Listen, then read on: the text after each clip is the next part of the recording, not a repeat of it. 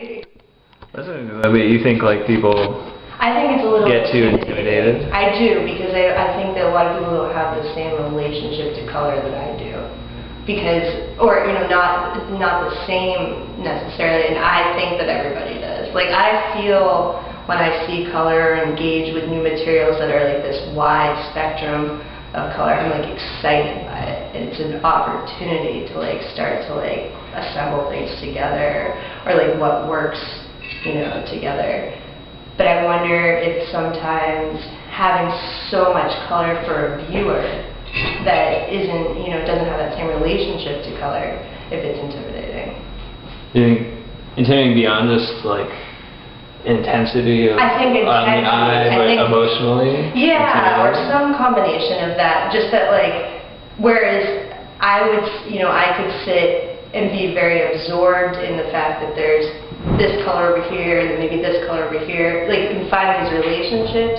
I don't know if it just kind of, I don't know, makes things complicated or something.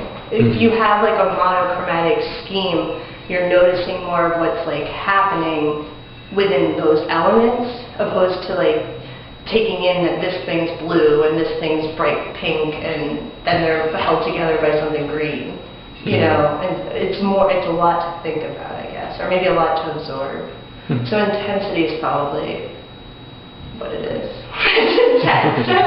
Hey, so like I imagine it as like if somebody, this is my novel and it's 2,000 pages. Yeah, exactly. That's intimidating. Yeah, it's like that, because it takes away necessarily from like, there's other elements to think about besides the fact that like you're handed this book that you just created, like, wow, it's big, or wow, it has like all of those, you know, you're thinking something else first before you're actually thinking about what's in the book.